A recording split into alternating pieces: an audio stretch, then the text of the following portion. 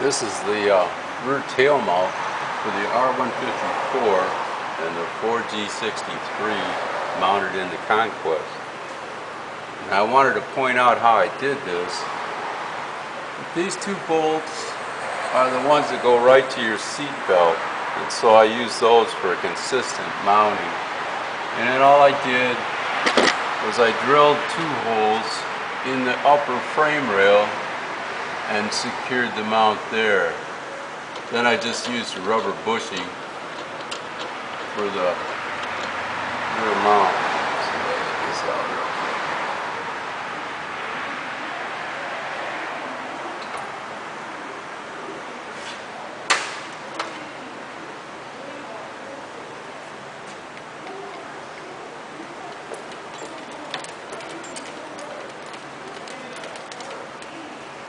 I built my own front motor mounts and set the motor the way it should be set.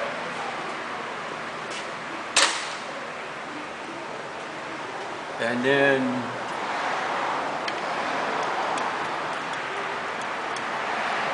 I set the tail shaft in.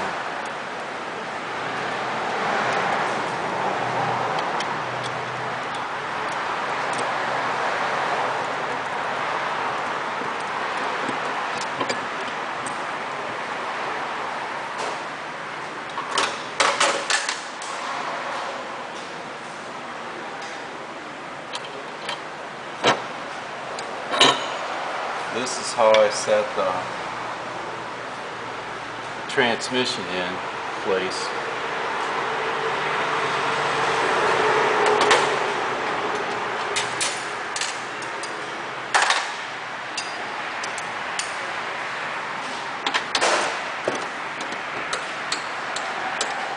And these bolts just float in there. There's nothing holding them at the top.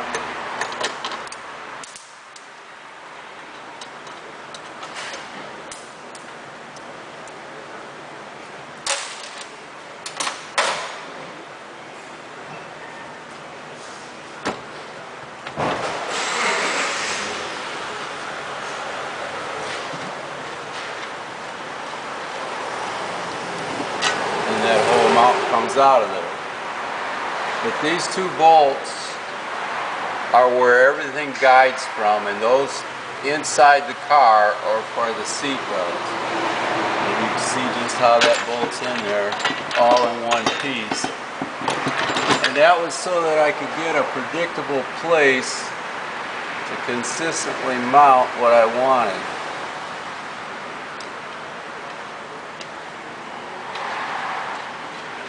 Six.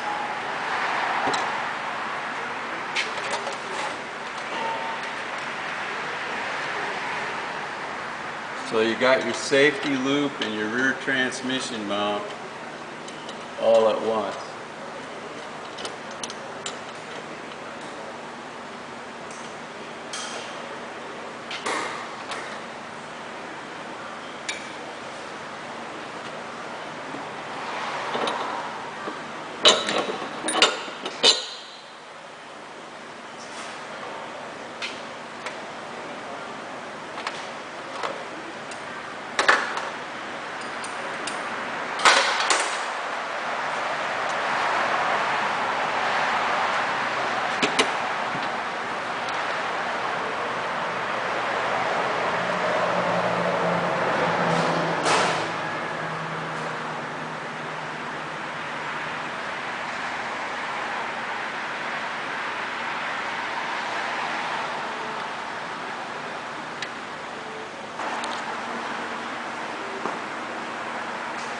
I put these motor mounts in here. The driver's side is going to be longer than the passenger side, and I bolted them to the mounts that everybody uses here. I use a short bolt in the block.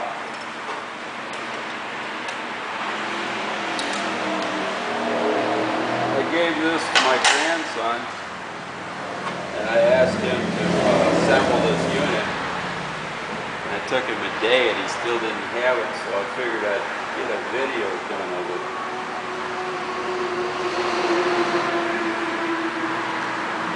I use a very short bolt in the block because I don't want to do any damage. But it's always good to chase your threads with a tap before you assemble this stuff. Some old block motor mount, the block bolts can get pretty crusty.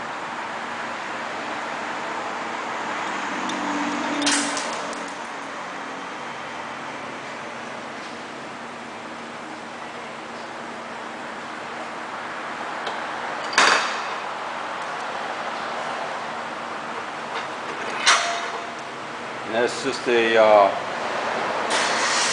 basic motor mount with a rubber cushion, the shouldered bolt, and then I just put in a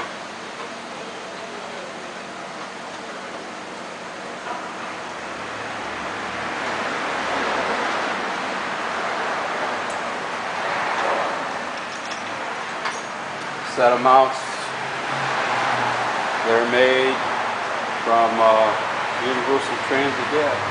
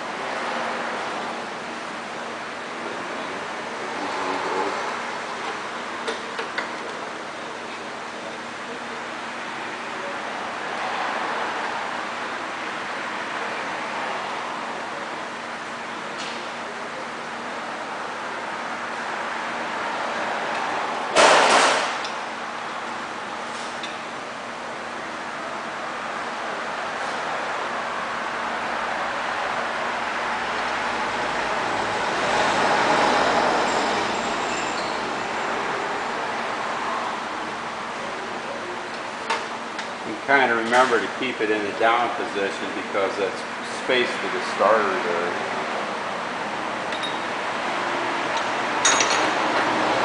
That's basically it. On the other side,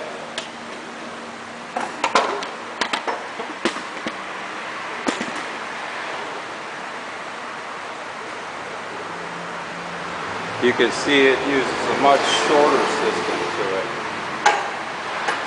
I'll explain that later.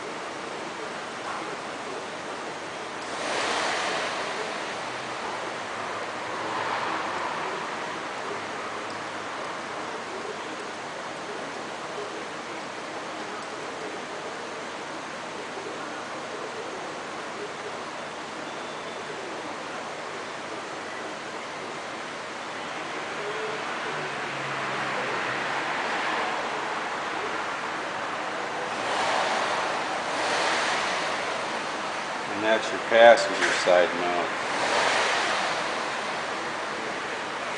It just has 2 holes you use, you don't use a third.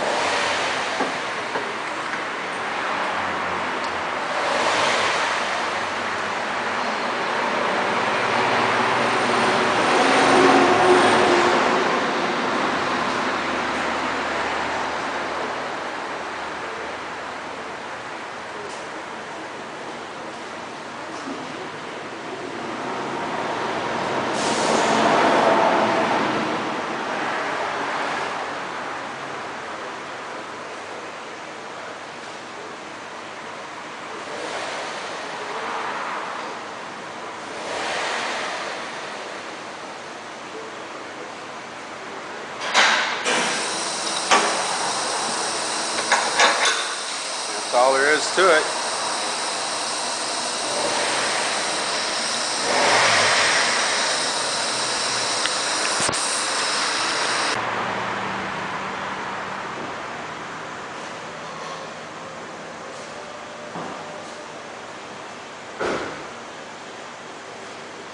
The rear transmission mount that I built used 2 holes that I had to drill.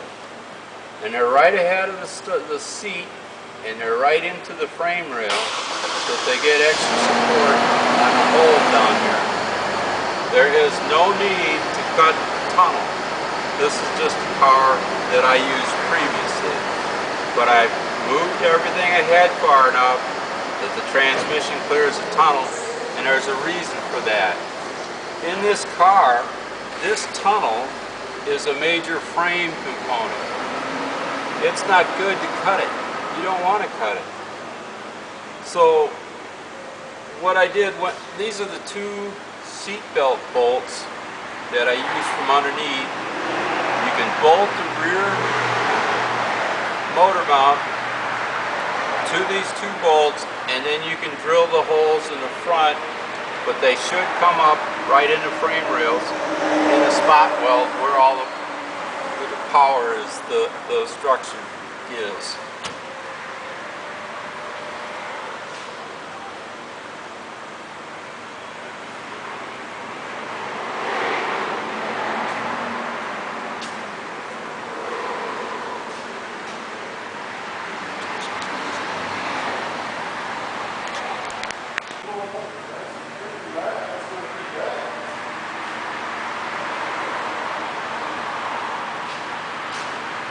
I did not drill out the firewall. I left the motor forward enough to use the stock first-gen CAS system. That did 2 things. It allowed me to use the original oil pan and not have to change the pan, and it made it so that I didn't have to cut the firewall. There's 2 reasons for that. Number 1, this is a firewall. If you catch fire, it needs to be there to keep the fire away from you. Number 2, this whole structure, coupled with the tunnel, is the T in this system. That's where the structure needs to be the strongest. The rest of the structure forward is made to crumple. Where you sit does not crumple, so that's a safety factor.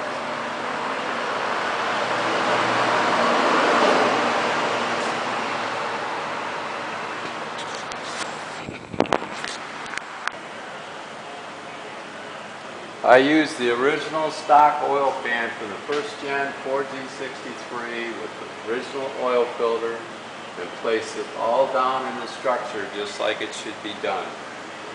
This does not, the bell housing is level with the cross member, and so is the transmission.